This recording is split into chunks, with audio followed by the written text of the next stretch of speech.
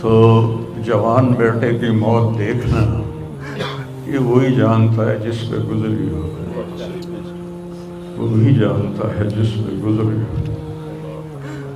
میرے مقدر میں تھا، میں نے ہمیشہ دعا مانگی، یا اللہ مجھے اولاد کا صدمہ نہ دکھانا، یہ ہمیں اٹھا کے لے جائیں، ہم انہیں نہ اٹھائیں۔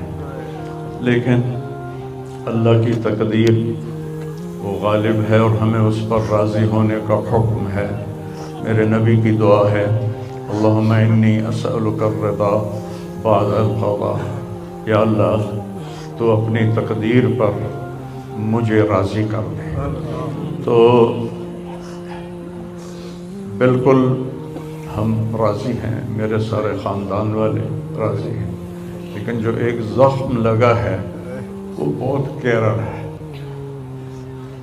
وہ اتنی جلدی بھرے گا نہیں۔ یہ میرا بیٹا سب سے قابل اور لائق بیٹا، تینوں بیٹوں سب سے لائق بیٹا تھا، سب سے نیک بیٹا تھا، اور اس نے غریبوں کے ساتھ کیا سلوک کرنا ہے اس نے ہمیں سکھایا۔ غریبوں کے اس نے دل خرید لیے تھے، ان کے ساتھ بیٹھ کے کھانا کھاتا تھا، ان کو اپنی قیمتی گاڑی میں بٹھاتا تھا۔ جو لوگ اپنی گاڑی کے قریب کسی کو نہ گزرنے دیں، وہ ان کو انہی گندے کپڑوں کے ساتھ، یہاں ایک پاگل رہتا ہے، وہ میلے کچیلے گندے کپڑے پیشاب بیچ میں کیا ہوا اس کو اٹھا کے اور اپنی گاڑی میں بٹھاتا تھا۔ وہ ساری سیٹ خراب ہو جاتی تھی، لیکن وہ اس کو اپنی فیکٹری میں لے جاتا، پھر نائی کو بلا کر اس کے بال کٹواتا، اس کو نہلاتا، اس کے کپڑے بدلواتا۔ اس پورے گاؤں میں وہ پاگل صرف ایک شکل کو جانتا ہے اور ایک نام کو جانتا ہے۔ وہ نام تو پکار نہیں سکتا تھا، کہتا میاں میاں میاں، یہ صرف ایک اس عاصم جمیل کو وہ جانتا ہے، جو آج ہم سے رخصت ہو گیا، اور یہاں ہم بے بس ہیں اور اللہ کی تقدیر پر ہم راضی ہیں۔ اور السعید من وعظ بغیرہ، موت سے اپنی موت کو یاد کرنا چاہیے کہ ایک دن میرے اوپر بھی یہ آئے گا اور میرا بھی سانس نکلے گا اور زندگی کا دھاگا ٹوٹے گا۔ یہ اس بچے نے وہ کام کیا علاقے میں جس کو میں اپنی تعریف نہ ہو جائے، یہ اللہ کی امانت تھی، اللہ نے اس کو اپنے پاس بلایا۔ لیکن بہت کم والدین کو ایسی اولاد ملتی ہے، بہت کم والدین کو ایسی اولاد ملتی ہے، اور اسے جوانی میں اللہ نے بلا لیا۔ میں راضی ہوں، میرا سارا خاندان بھی راضی ہے، لیکن یہ رونا تو میرے بس میں نہیں۔ اللہ اولاد کے صدمے سے سب کو بچائے، اللہ اولاد کے صدمے سے سب کو بچائے۔ تو چھوٹے چھوٹے غم کے قابل نہیں ہے، میرے اوپر تو بہت بڑا غم ہے۔ میں اللہ کا شکر گزار ہوں، اور یہ سارا مجمع دیکھ کے مجھے حوصلہ ہو گیا ہے کہ میرا بیٹا واقعی بہت نیک تھا، جس کے لیے اتنا مجمع اس کے لیے دعا کرنے آیا ہے۔ 40 آدمی جنازے میں ہوں اور میت کے لیے دعا کریں تو میرے نبی نے فرمایا اس کی بخشش ہو جاتی ہے۔ تو یہ تو ماشاءاللہ ہزاروں گنتی سے بھی باہر مجمع کھڑا ہوا ہے۔ میں آپ سب کا شکر گزار ہوں، اور میرے بھائی اس دن کی تیاری کر کے مرنا چاہیے۔ اگر اللہ راضی ہے تو اللہ کی قسم موت سے خوبصورت کوئی پیغام نہیں، موت سے خوبصورت کوئی پیغام نہیں، اور اگر اللہ ناراض ہے تو موت سے خوفناک کوئی پیغام نہیں ہے۔ اور یہ میرا بچہ یہ اللہ کی محبت میں ایسے تڑپتا تھا جیسے کسی کو کوئی زخم ہو جائے اور وہ تڑپتا ہے۔ اور ہم اللہ کو جانتے ہیں، مانتے ہیں، ہمارے احساس میں اللہ کا تعلق شامل نہیں، ہم عقلی طور پر مانتے ہیں۔ میری 52 سال زندگی اللہ کے راستے میں نیک لوگ، اولیاء کرام، علماء کرام کے ساتھ گزری۔ میں باپ ہونے کی وجہ سے نہیں کہہ رہا، میں آپ کو یقین سے کہہ رہا ہوں، جیسی تڑپ اس بچے میں اللہ کی محبت کی تھی میں نے کبھی نہیں دیکھی۔ یہ 2 گھنٹے مجھ سے بات کرتا تھا اور میں ایسے بیٹھ کے سنتا رہتا تھا۔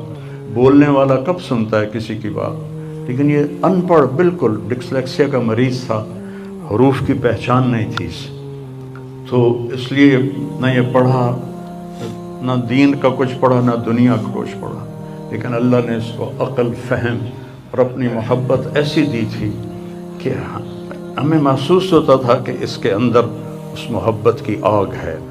اور اپنی ماں سے کہتا، ماں دعا کرنا میں مر جاؤں، میں اللہ سے ملنا چاہتا ہوں، میں اس گندی دنیا سے تنگ آ گیا ہوں۔ 30 سال کی عمر میں اس نے یہ کہنا شروع، میں جانا چاہتا ہوں، اگر اللہ مجھے کہے کہ تو نے رہنا ہے یا جانا ہے، 1 سیکنڈ میں کہوں گا مجھے تیرے پاس آنا ہے، مجھے تیری ملاقات کا شوق ہے۔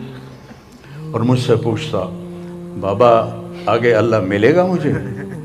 میں نے اس سے بڑی باتیں کرنی ہیں، مجھ سے ملے گا؟ میں نے کہا انشاءاللہ آج تم ملو گے اپنے اللہ سے، ضرور ملو گے، تیری تڑپ، تیری تمنا رہتی تھی میں اللہ سے ملوں۔ میں نے اپنی زندگی میں صرف ایک آدمی دیکھا ہے، یہ بچہ جس کے احساسات میں اللہ کی محبت تھی۔ احساسات جیسے ہمارے درد ہمارے احساس میں بھی جب شامل ہوتا ہے پھر ہم ہائے ہائے کرتے ہیں، اور جب تک شامل نہیں ہوتا تو ہم چلتے رہتے ہیں۔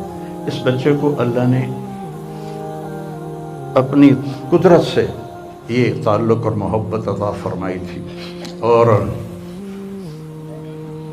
بس میں اور کیا تعریف کروں، میرا تو سینہ ویسے ہی زخمی ہے۔ یہ بہت عالی شان بچہ اللہ نے مجھے دیا تھا، میں اللہ کی تقدیر پہ راضی، اس نے اسی کا تھا، اس نے لے لیا۔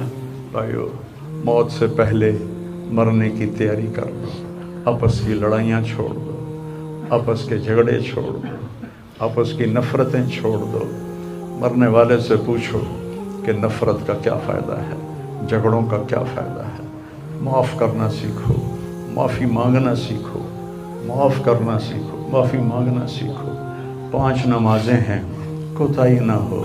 سال کے بعد روزے آتے ہیں، بیمار ہو تو اللہ کہتا چھوڑ دو۔ حج اور زکوٰۃ پیسے والوں پر ہے۔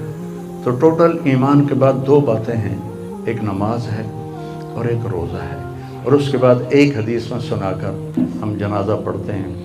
میرے نبی نے فرمایا 4 باتیں سیکھ لو مجھ سے، 4، اب 5ویں بھی نہیں، 5ویں نہیں، 4 انگوٹھا کر کے کہ 4 باتیں مجھ سے سیکھ لو تو پھر دنیا بھی تمہاری ہے، آخرت بھی تمہاری۔ صدق و حدیث، ہمیشہ سچ بولنا، ہمیشہ سچ بولنا۔ آج نیت کرتے ہو؟ انشاءاللہ۔